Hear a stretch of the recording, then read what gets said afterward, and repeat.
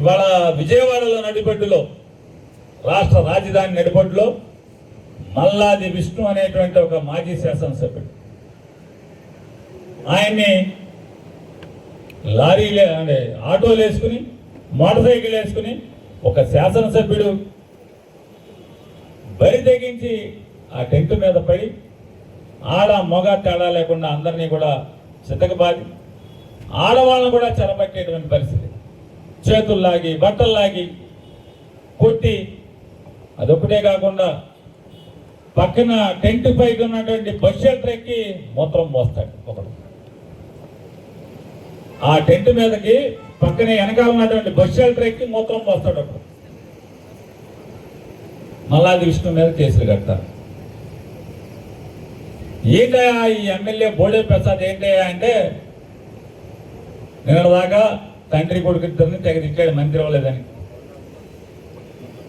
బోండావమ్మ అనే పేరు చెప్పాగా, బోడేనా? బోడే కాదు, బోండావమ్మ. అందరూ అదే పనిలో ఉన్నారులేండి. బోండావమ్మ అనే అతను ఎమ్మెల్యే కొట్టి మాట్లాడుతున్నాడు మైక్లో. ఏమని మాట్లాడుతున్నారో తెలుసా అండి? బరితెగించి తినమరిగిన కోడి ఇల్లెక్కి పూసిందంట. ఆ రకంగా ఏమని మాట్లాడుతున్నాడంటే, చంద్రబాబు నాయుడు గారిని కానీ లోకేష్ నాయుడు కానీ ఎవరన్నా విమర్శిస్తే ఇంటికి వచ్చి ఇంట్లో దూరి కొడతాం అన్నాడు. అరే ఆయన పెచ్చ బ్రాహ్మడు కాబట్టి, మల్లాది విష్ణు పంతులు గారు కాబట్టి వెళ్ళా టెంట్ మీకు కొట్టావు. కృష్ణలాంకలో చౌదరి గారు కదా, పెద్ద కమ్మారే కదా, దేవినేని నెహ్రూ గారు అబ్బాయి కదా, మరి ఆ టెంట్ మీకు అక్కడికి వెళ్ళి కొట్టచ్చు కానీ అంత పోటుగాడైతే కొట్టాలి కదా. తిడుతున్నాడు కదా అతను కూడా, టెంట్ వేసి చంద్రబాబు నాయుడు తిడుతున్నాడు, ఆయన విమర్శిస్తున్నాడు, లోకేష్ నాయుడు విమర్శిస్తున్నాడు కదా, మరి అక్కడికి వెళ్ళి కొట్టావా? కొన్ని గొడవలు వెళ్ళి నెహ్రూ గారి ఇంటికి వెళ్ళి వాళ్ళ అబ్బాయిని కొడతావా?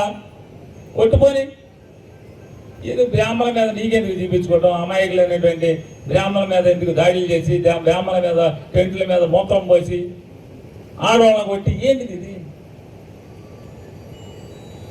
ఏంటి అంటే ఈ బోండావమ్మకి లోకేష్ దగ్గర వాళ్ళ దగ్గర శీలం పోయింది. ఇటు జగన్ గారు ఏమో చేర్చుకోడు. మనం అటు ఇటు కాకుండా అయిపోతామని మెల్లగా దాని ముందు బ్లాక్మెయిల్ చేద్దాం అనుకున్నాడు మంత్రి పదవి కోసం. బ్లాక్మెయిల్ కాస్త అటు మాడిపోయింది, తిరగేద్దాం అనుకుంటే అది మాడిపోయింది. పిలిచి ఫుల్గా తండ్రిని పిల్లలిద్దరిని కలిసి ఫుల్గా వాషింగ్ చేసినట్టున్నారు. మామూలుగా వాషింగ్ మెషిన్లో వేసి ఉసినట్టుగా ఉతికేసి బయటకు వచ్చేసేసి ఇప్పుడు కొత్తగా ప్రేమ పుట్టుకొచ్చింది లోకేష్ మీద, చంద్రబాబు మీద. ఇటువంటి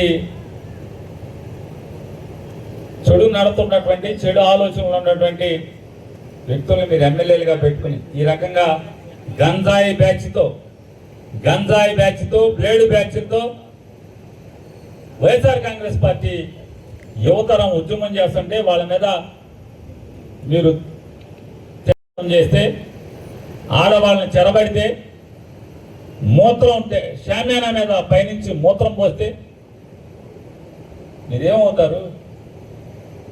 రాక్షసి జాతి కింద అవుతారు కదా. మీరందరూ తెలుగుదేశం వాళ్ళు ఏమనాలి? ఇప్పుడు మీరందరూ కూడా వాళ్ళ చుట్టాలే కదా, మరి రాక్షసులు చుట్టాల్లో కనపడుతున్నారు కదా. లేదా రాక్షసుల జాతి అంతరించిపోతే మళ్ళీ ఇక్కడ మీరు మీలాగా అవతరించారు మీరందరూ? ఈ పాపాలేంటి, తప్పుడు పనులేంటి?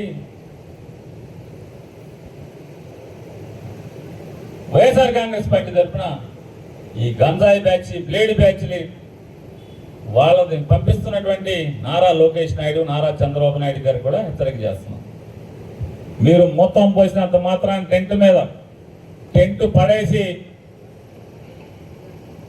ఒక బ్రాహ్మణోత్తముని, మాజీ శాసనసభ్యుడిని మీరు అవమానం చేసినంత మాత్రాన, ఆయన చుట్టూ ఉన్న వాళ్ళందరినీ ఆడవాళ్ళని చెరబెట్టినంత మాత్రాన ఎవరికి ధైర్యం తగ్గేది లేదు.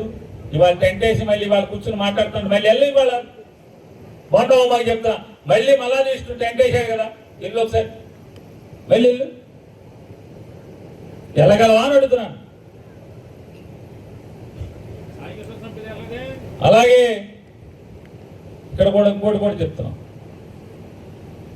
ఈ టీచర్ల ఉద్యోగాల్ని అమ్ముకున్నటువంటి, బజార్లో బేరానికి పెట్టి తెగనమ్మినటువంటి విద్యాశాఖ మంత్రి నారా లోకేష్ నాయుడు గారు రాజీనామాని వైఎస్ఆర్ కాంగ్రెస్ పార్టీ డిమాండ్ చేస్తుంది.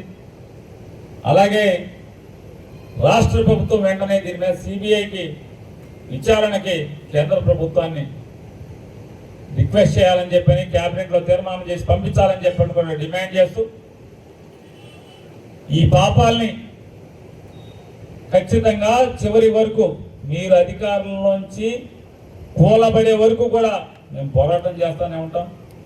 ఎవరైతే డిఎస్సి అభ్యర్థులు మీదే మోసగించబడినా మీచే దగాకు ఉరికి కాబడినటువంటి వాళ్ళు ఉన్నారో వారు ఖచ్చితంగా రాబోయే రోజుల్లో ఈ ఉద్యమానికి ముఖంగా వాళ్లే ఉంటారు, ఫేస్గా వాళ్లే ఉంటారు. వెనకాల వైఎస్ఆర్ కాంగ్రెస్ పార్టీ వాళ్ళు ఉండి ఉద్యమం చేస్తామని కూడా మీకు హెచ్చరిక చేస్తూ జై హింద్, జై జగన్. అమరావతి అమరావతి అమరావతి అని చెప్పారు. రైతులను అడ్డపెట్టుకుని ఉద్యమం చేశారు. జగన్మోహన్ రెడ్డి గారు నోటికొచ్చినట్టు తిట్టారు, రోడ్లంబడి తిప్పారు వాళ్ళందరినీ.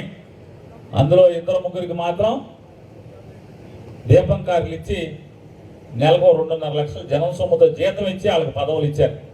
మిగతా రైతులందరూ ఎక్కడున్నారా అంటే వాళ్ళ ఊళ్ళో అమరావతిలో ఉన్నటువంటి 29 గ్రామాల్లో అల్లో లక్షణాన్ని పడి ఏడుస్తున్నారు.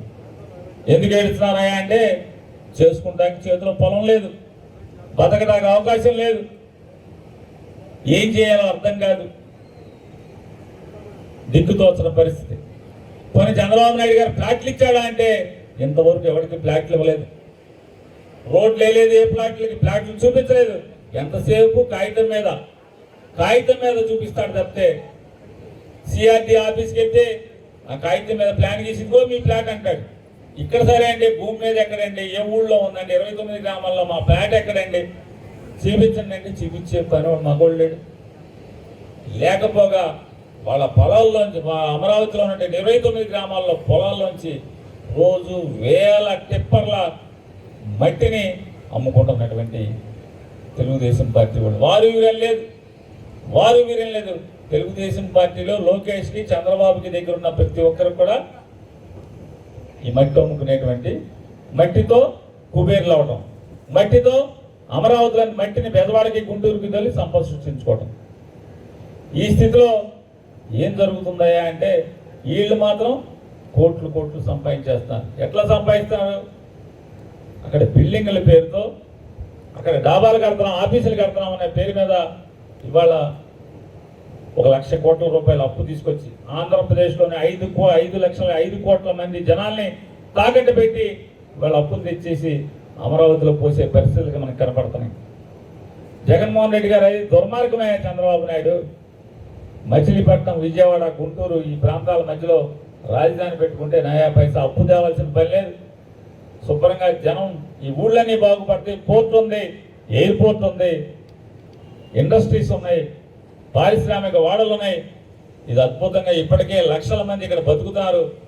ఇక్కడ పెట్టుకుందామా అని చెప్తే జగన్మోహన్ రెడ్డి గారికి మైండ్ సరిగ్గా పనిచేయట్లేదని మాట్లాడాడు చంద్రబాబు నాయుడు.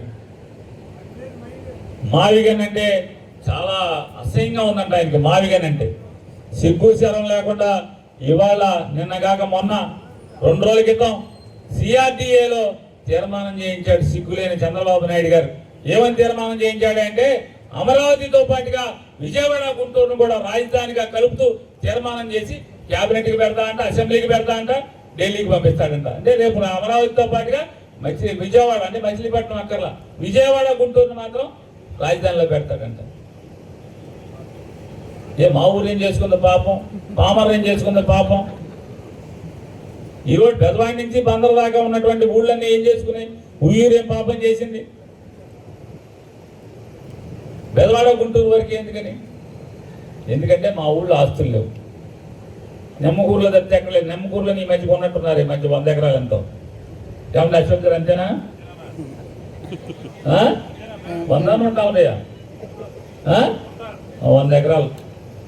ఇక నెమ్మకూరు తప్పితే నెమ్మకూరెడ్డి కలెక్టర్ కుదరదు కాబట్టి వదిలేసాడు. లేకపోతే నెమ్మకూరెడ్డి మచిలీపట్నం, గుంటూరు, అమరావతి లేదా అమరావతి, విజయవాడ, గుంటూరు, నెమ్మకూరు అని పెట్టేవాడు.